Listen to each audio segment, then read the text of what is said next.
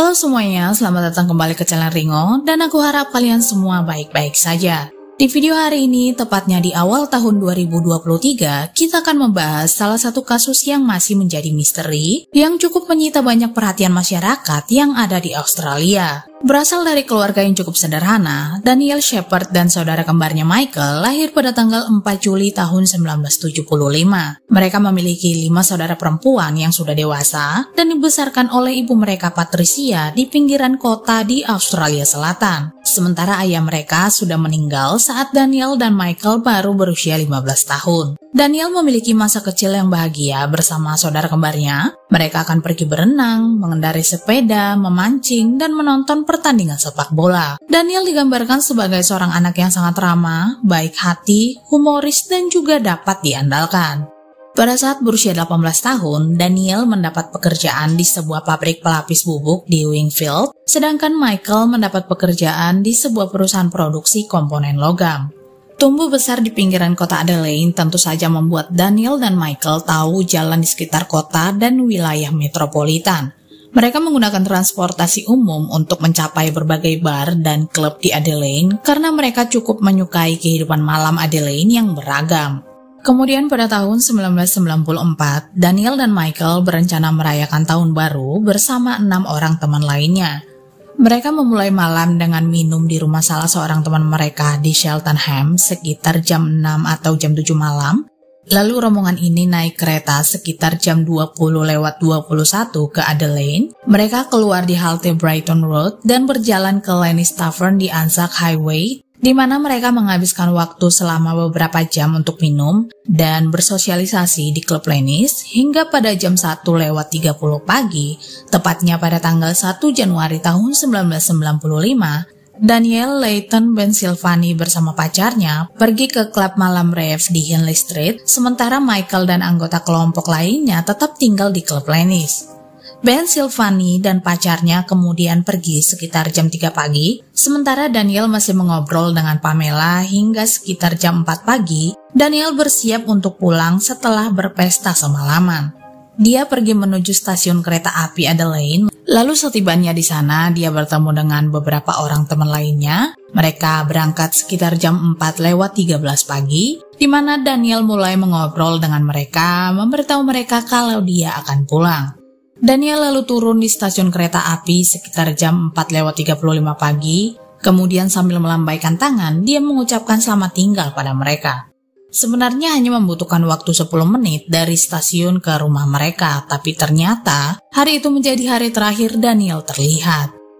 Sekitar jam 5:30 pagi, Michael tiba di rumah, tapi dia tidak melihat Daniel ada di sana. Jadi dia berasumsi kalau Daniel mungkin sedang bersama dengan teman-temannya di Cheltenham.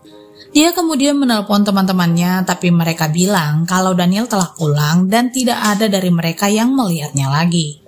Michael dan ibunya Patricia menyadari kalau hal ini tidak wajar karena Daniel tidak pernah pergi tanpa memberitahu orang lain. Mereka juga mulai menelpon teman-teman mereka yang lain termasuk para tetangga, tapi sayangnya tidak ada yang melihat Daniel, yang membuat keluarga ini akhirnya melaporkan Daniel hilang pada tanggal 4 Januari tahun 1995. Pihak kepolisian mulai melakukan pencarian secara ekstensif, memeriksa lokasi terakhir Daniel terlihat, tapi mereka tidak menemukan bukti apapun yang berhubungan dengan hilangnya Daniel. Polisi bahkan mulai mewawancarai keluarga, teman, atau siapapun yang berinteraksi dengan Daniel malam dan pagi sebelum dia menghilang, karena keluarga dan temannya bilang kalau Daniel tidak memiliki musuh, bahkan perilakunya malam itu terlihat normal. Tidak ada hal yang janggal ataupun aneh, dia juga tidak memiliki riwayat depresi atau riwayat penyakit mental. 3 minggu setelah Daniel hilang, pihak kepolisian melakukan pemeragaan gerakan terakhir Daniel yang terekam CCTV. Mereka menayangkannya di televisi yang diperagakan oleh Michael, saudara kembarnya, dengan mengenakan wig pirang, jeans berwarna biru, kemeja merah yang dikenakan Daniel pada malam tahun baru. Hal ini memang membuat pihak kepolisian mendapat sejumlah informasi, termasuk teori tentang apa yang mungkin terjadi pada Daniel. Pihak kepolisian beberapa kali menerima telepon yang mengatakan kalau Daniel mungkin telah dilenyapkan karena hutang obat-obatan terlarang dan Daniel telah dimakamkan di halaman belakang rumah mereka, di mana informasi ini didapatkan langsung dari si pengedar obat tersebut. Pihak kepolisian lalu pergi untuk memeriksa informasi itu, tapi sayangnya mereka tidak menemukan apapun. Pihak kepolisian juga menerima informasi yang mengatakan bahwa Daniel sempat ikut campur pada saat pembobolan terjadi di sebuah klub yang menyebabkan dia dipukuli sampai akhirnya dia kehilangan nyawanya. Selain itu, pihak kepolisian juga menggerebek rumah pelanggar seks setelah mereka menerima laporan kalau Daniel terlihat bersama mereka, tapi sayangnya pihak kepolisian tidak menemukan apapun. Ada juga informasi yang mengatakan bahwa ada kemungkinan kalau seseorang yang sudah mabuk menabrak Daniel pada saat dia sedang berjalan pulang, mengingat hari itu adalah pagi tahun baru dan bisa saja orang tersebut menutupi TKP termasuk menghancurkan bukti apapun. Tapi setelah diperiksa, bahkan setelah mereka memeriksa sungai, mereka sama sekali tidak menemukan apapun. Selama bertahun-tahun, pihak kepolisian melakukan penyelidikan mengikuti setiap informasi yang mereka terima, tapi sayangnya mereka belum berhasil menemukan Daniel. Kemudian pada tahun 2018, seorang perawat yang bernama Carol menghubungi keluarga Daniel setelah dia menemukan halaman Facebook Daniel yang memang sudah disiapkan oleh pihak keluarga untuk menemukannya.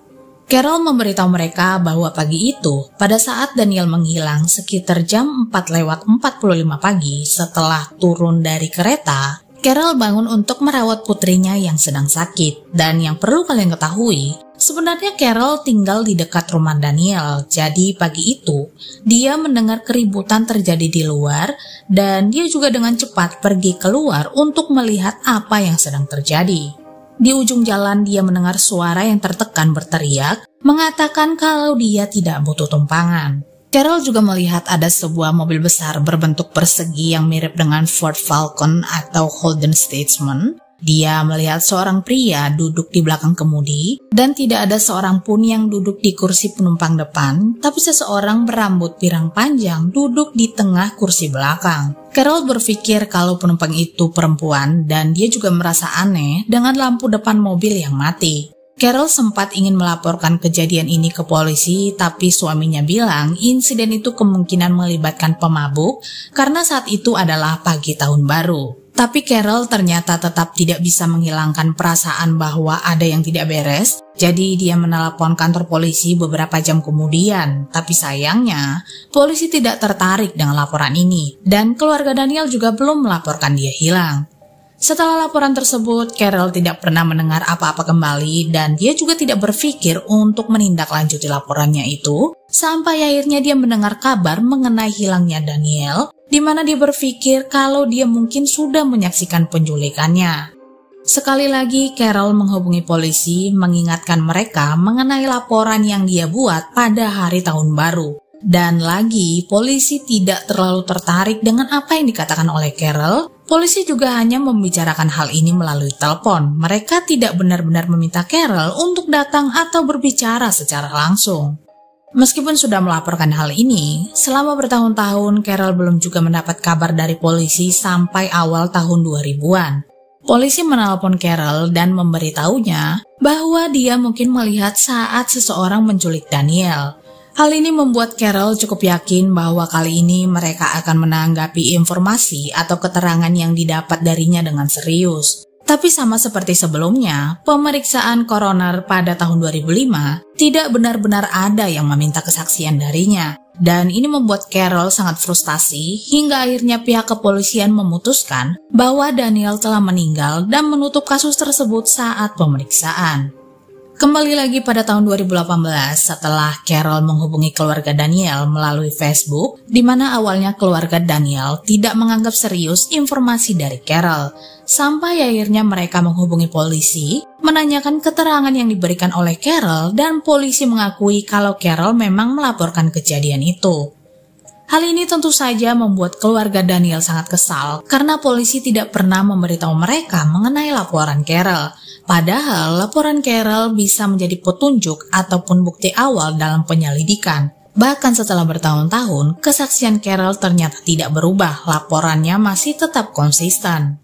Selain keterangan dari Carol, ada juga seorang saksi laki-laki melaporkan bahwa dia melihat seseorang yang cocok dengan deskripsi Daniel yang berjalan ke arah timur di sepanjang jalan Grand Junction Road di Rosewater sekitar jam 6:30 pagi dan jam 7 pagi. Tapi lokasi ini berada di tenggara Port Adelaide dan berlawanan arah dengan rumah Daniel. Pria itu bilang kalau dia yakin kalau itu adalah Daniel, tapi polisi tidak bisa memastikan hal tersebut. Ada juga seorang saksi yang bilang kalau dia melihat seorang pemuda berbaring dan merintih di trotoar dekat stasiun kereta api sekitar jam 5 pagi di hari tahun baru, tapi pria itu mengenakan kemeja tipis, sementara Daniel mengenakan kemeja merah agak tebal malam itu. Kesaksian lainnya datang dari salah seorang kenalan Daniel. Dia bilang kalau dia melihat Daniel pada bulan Juni tahun 1997 di sebuah hotel. Dia memanggil pria itu menggunakan nama panggilan Daniel, yaitu Cici, dan saat dia bertanya apa yang sedang dia lakukan, pria itu tidak menanggapinya. Polisi lalu menyelidiki laporan tersebut, tapi mereka tidak dapat memastikan bahwa pria itu adalah Daniel. Sebenarnya pada saat wawancara ini berlangsung, pacar pria itu juga hadir, tapi dia bilang dia tidak melihat pria misterius itu, dan dia mengaku pada polisi bahwa saksi sering berbohong sehingga kesaksiannya dipertanyakan. Sebenarnya ada banyak teori yang muncul setelah Daniel menghilang, mulai dari dia dilenyapkan oleh jaringan pedofil, sekelompok skinhead, pengedar obat-obatan terlarang, dan ada juga teori lain yang mengatakan bahwa Daniel adalah korban dari The Family. The Family bukanlah kelompok, geng, atau organisasi resmi. Mereka adalah sekelompok pria homoseksual dan wanita transgender yang membentuk sebuah jaringan di sekitar para terpidana. Bevan Spencer von Einem adalah satu-satunya anggota The Family yang pernah dihukum. Dia telah melakukan tindakan tidak senonoh pada anak laki-laki yang berusia 15 tahun yang bernama Richard Kelvin, putra dari seorang penyiar berita di Adelaide pada tahun 1983. Pihak kepolisian juga menyelidiki teori ini, tapi mereka tidak menemukan bukti yang mendukung teori tersebut. Dan mereka juga percaya mungkin ada orang asing yang menculik Daniel, jadi dia bukanlah korban yang ditargetkan. Begitu banyak informasi yang didapatkan oleh tim penyidik, termasuk teori yang muncul selama penyelidikan, tapi sayangnya polisi belum dapat menemukan informasi apapun mengenai keberadaan Daniel, dan kasus ini masih menjadi misteri sampai saat ini. Anyway, terima kasih banyak telah menonton video ini, dan aku harap kalian menyukainya, dan sampai jumpa di video selanjutnya.